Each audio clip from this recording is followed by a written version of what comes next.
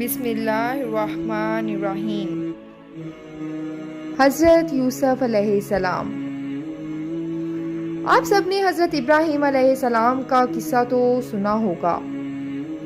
حضرت یوسف علیہ السلام حضرت یعقوب علیہ السلام کے چھوٹے بیٹے تھے اور یعقوب علیہ السلام حضرت ابراہیم علیہ السلام کے پوتے تھے۔ اس طرح حضرت یوسف علیہ السلام حضرت ابراہیم علیہ السلام کے پڑپوتے ہوئے۔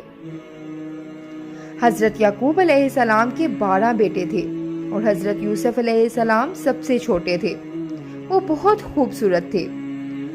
ان کے باپ سب سے زیادہ انہیں چاہتے تھے۔ حضرت یوسف علیہ السلام نے ایک خواب میں دیکھا کہ 11 ستارے اور چاند اور سورج مجھے سجدہ کر رہے ہیں۔ انہوں نے خواب اپنے باپ کو بتایا۔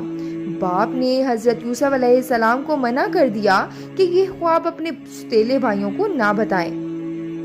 حضرت یوسف علیہ السلام کے ستیلے بھائیوں نے مل کر مشورہ کیا کہ ہمارے ابا جان یوسف علیہ السلام کو بہت زیادہ چاہتے ہیں اور ہم کو اتنا نہیں چاہتے، اس لیے یوسف علیہ السلام کو ہمیں جان سے مار دینا چاہیے۔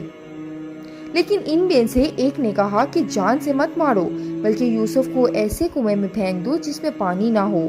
سب نے مل کر یہ بات طے کر لی۔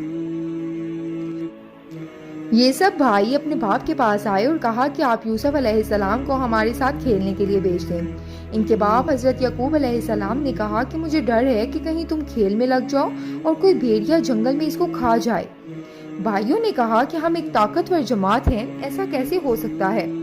آخر باپ نے حضرت یوسف علیہ السلام کو بھائیوں کے ساتھ بھیج دیا۔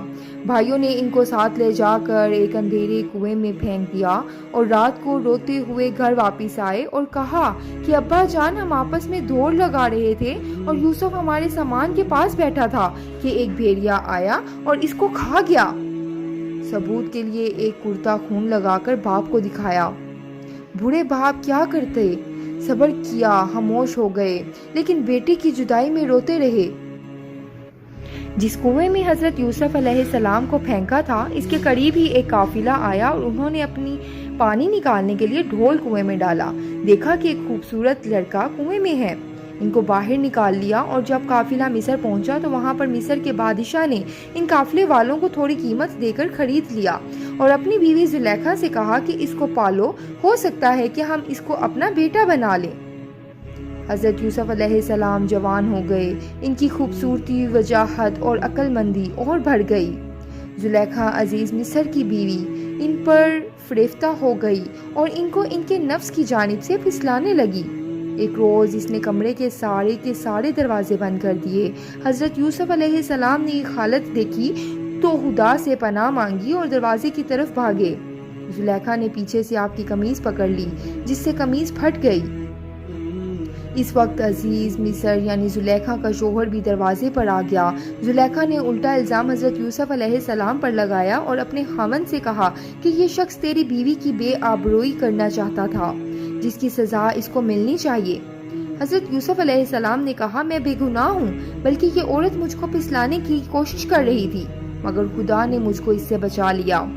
آخر یہ معاملہ قاضی کے پاس پیش ہوا۔ قاضی نے حضرت یوسف علیہ السلام سے صفائی کے لیے گواہ طلب کیے۔ حضرت یوسف علیہ السلام نے عزیز مصر کے خاندان کے ایک معصوم اور ننھے بچے کی طرف اشارہ کیا کہ یہ اس وقت موجود تھا، یہ سچی گواہی دے گا۔ ننھے بچے نے کہا کہ اگر قمیض آگے سے پھٹی ہوئی ہے تو یوسف مجرم ہے اور اگر قمیض پیچھے سے پھٹی ہوئی ہے تو یوسف سچے ہیں اور زلیخا جھوٹی ہے۔ جب حضرت یوسف کا کرتا دیکھا گیا تو وہ پیچھے سے پھٹا تھا۔ عزیز مصر نے حضرت یوسف سے کہا کہ اس بات کو جانے دو اور زلیخا سے کہا کہ تو معافی مانگ، حقیقت میں تو ہی قصوروار ہے۔